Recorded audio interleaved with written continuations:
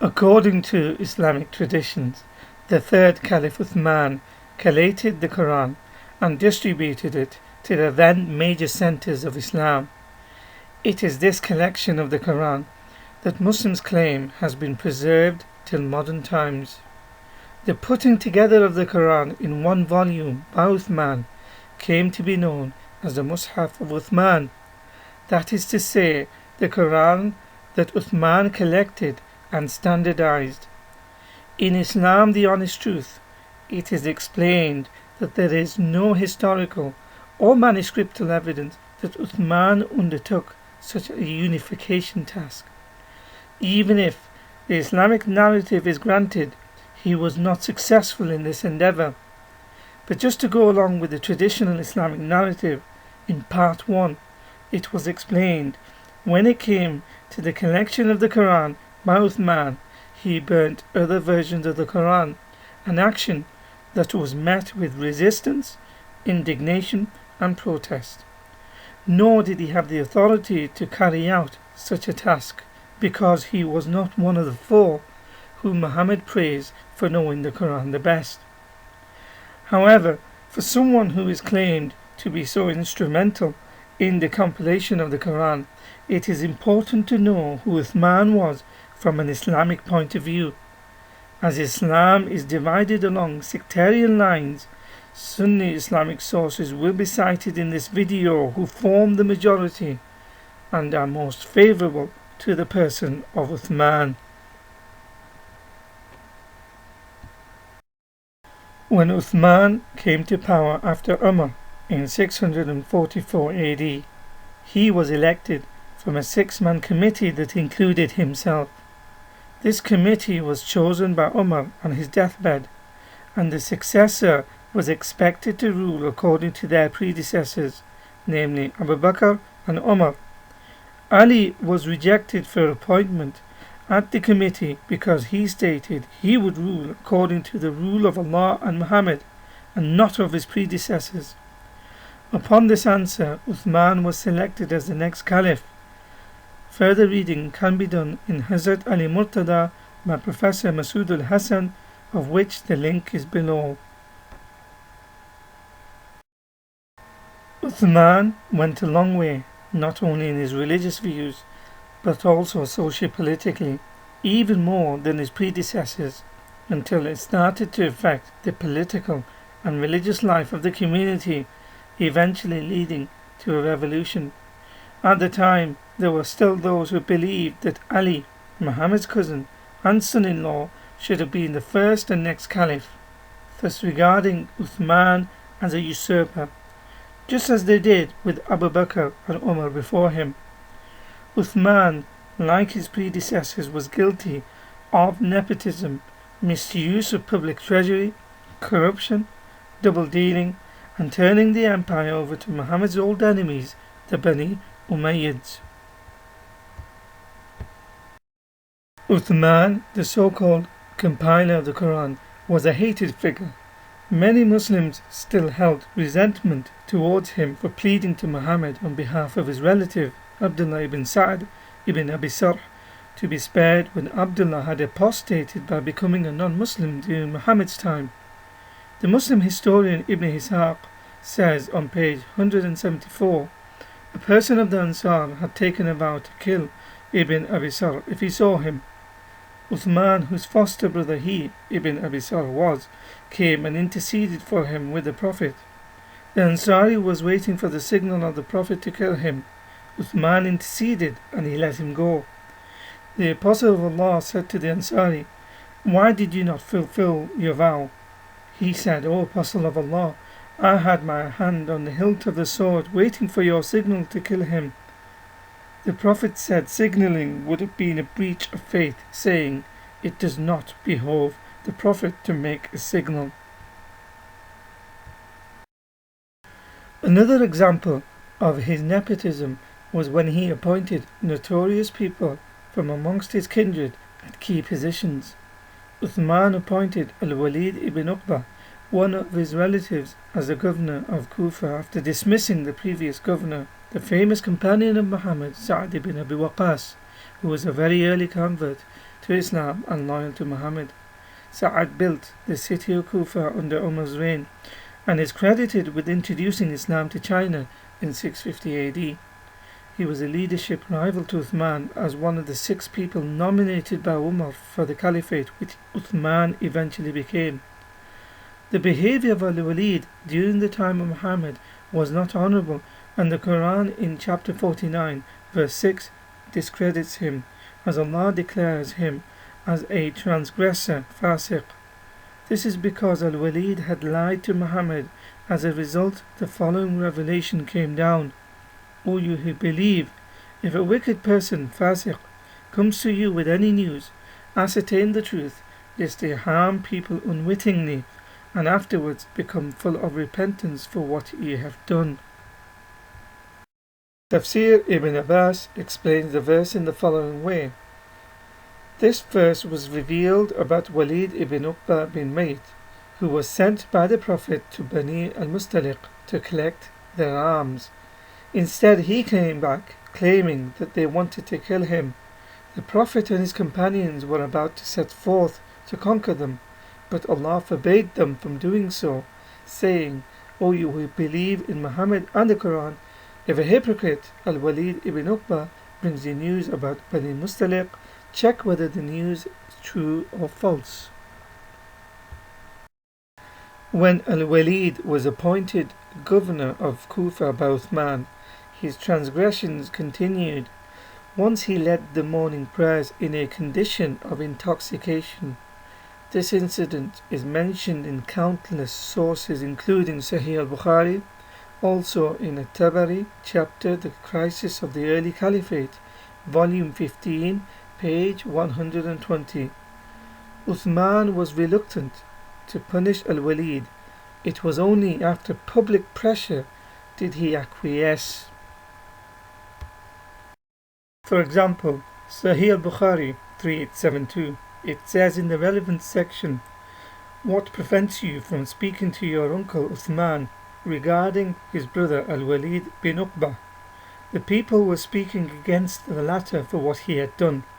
Ubaydullah said, so I kept waiting for Uthman, and when he went out for the prayer, I said to him, I have got something to say to you as a piece of advice. Uthman said, O man, I seek refuge with Allah from you. So I went away. When I finished my prayer, I sat with al-Miswar and Ibn Abu Yaghouth and talked to both of them of what I had said to Uthman and what he had said to me. They said, you have done your duty. So here a man is trying to advise Uthman that he needs to punish al-Walid for what he had done, yet Uthman dismisses his advice. The lengthy hadith goes on to explain, eventually and only after much public pressure does Uthman punish his relative al-Walid. Uthman further said, what are these talks which are reaching me from you? As for what you have mentioned about al-Walid ibn Uqba, Allah willing, I shall give him the punishment justly. Then Uthman ordered that al-Walid be flogged 40 lashes. He ordered Ali to flog him, and he himself flogged him as well. Similar to his predecessors, Uthman fled from battles or did not attend them at all. This is a major sin in Islam. Quran chapter 8 verses 15 to 16 says about the destiny of those who flee from the battlefields. O believers, when you face the disbelievers in battle, never turn your backs to them, and whoever does so on such an occasion, unless it is a maneuver or to join their own troops, they will earn the anger of Allah, and their abode will be hell. What an evil destination. According to An-Nasai 3671, Muhammad said, fleeing from battle is one of the 7 major sins that doom a person to hell. Quote, he said, fleeing on the day of the march, meaning battlefield. Sahih al-Bukhari 4066 confirms Uthman fled from battles on more than one occasion. In the relevant section it says, Do you know that Uthman bin Affan fled on the day of Uhud? Ibn Umar said, Yes. He said, Do you know that he, i.e. Uthman, was absent from the Badr battle and did not join it? Ibn Umar said, Yes. He said, Do you know that he failed to be present at the Ridwan Pledge of Allegiance, i.e. the Pledge of Allegiance at Hudaybiyah, and did not witness it? Ibn Umar replied, Yes. Although the hadith later goes on to justify his fleeing and being absent, and says that he was conveniently forgiven for his actions, the point remains, he did indeed flee from battles, whereas the Quran and hadith condemns it in the strongest possible way.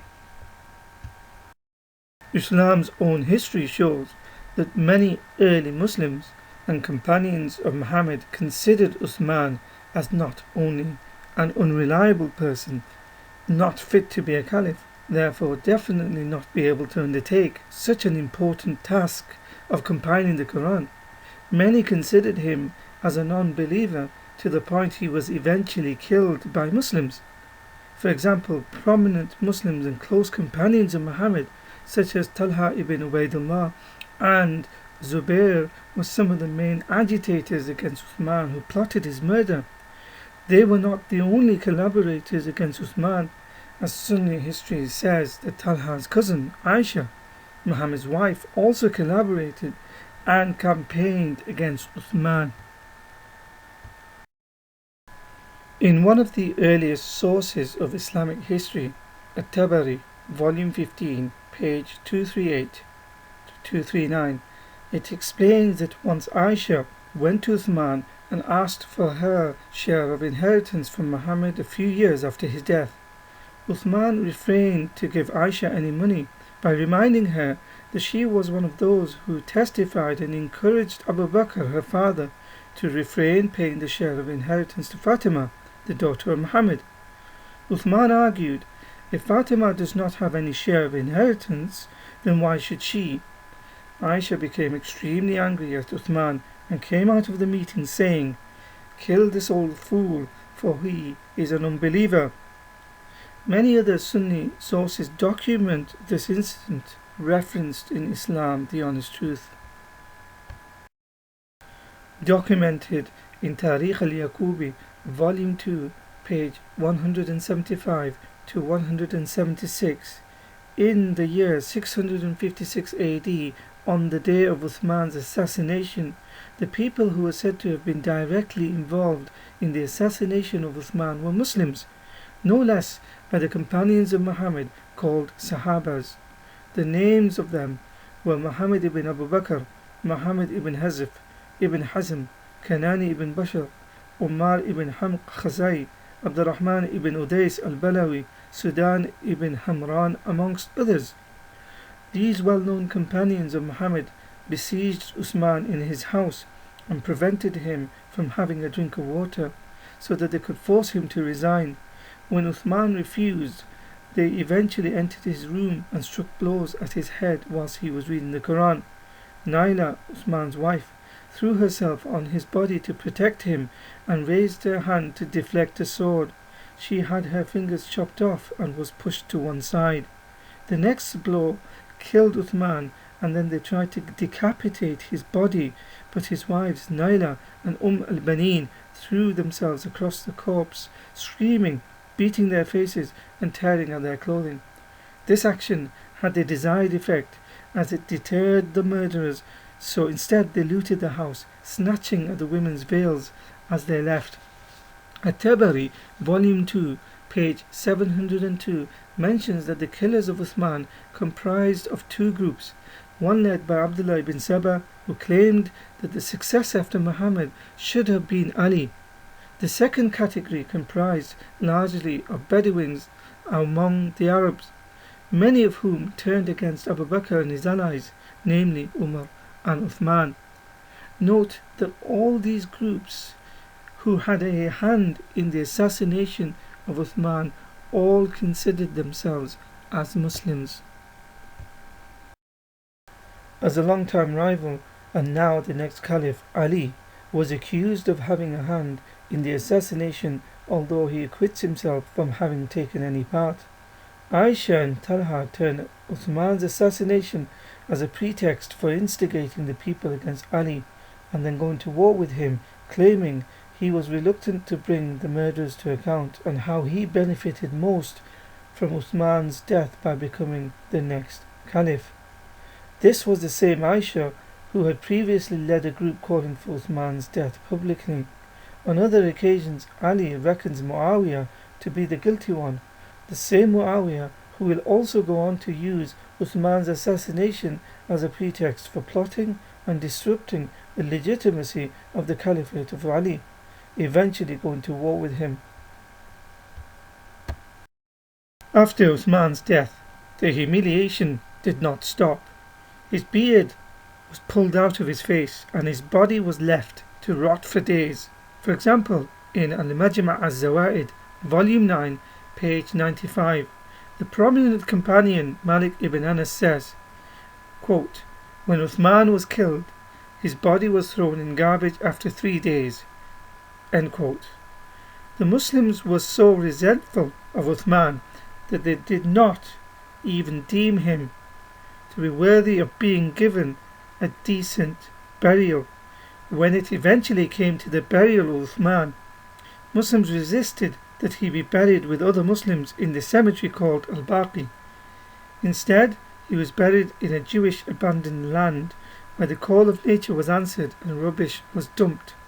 Others say it was a Jewish graveyard. Nonetheless, Uthman was buried in a place called Hash, also pronounced Hush Kaukab. And Nawawi records in Al-Majmu' Volume 3, page 154, quote, "Hush is a place where they answer the call of nature. It is also called toilet." End quote. His corpse was not washed, given ceremony, or shrouded.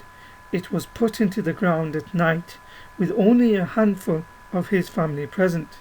Stones were thrown at his corpse and at his burial. It was only years later, after Muawiyah seized power, he bought Hashkaukab from the Jews and included the area into the Muslim Al-Baqi cemetery. So the conclusion, Muslims believe Uthman to be the one who compiled the Quran. Uthman was appointed caliph because he said he will rule according to his predecessors and not by the rule of Allah and Muhammad, as Ali had stated. Uthman pleaded for his non-Muslim cousin Ibn Sarh when Muhammad wanted him dead. Uthman was considered corrupt and condemned for nepotism, hoarding of wealth and extravagant spending. He was also targeted for some of his religious practices, such as fleeing from battle. Uthman dismissed a loyal companion of Muhammad called Ibn Waqqas and appoints his sinful relative instead, Al-Walid ibn Uqba, who the Quran condemns. Uthman was accused as being a non-Muslim by prominent Muslims such as Aisha, Talha and Zubair, amongst many others. Uthman was killed by Muslims and humiliated after his death. He was also refused to be buried with Muslims. Muslims did not attend his funeral. He was given no burial ceremony, with only a handful of his relatives in attendance in the middle of the night.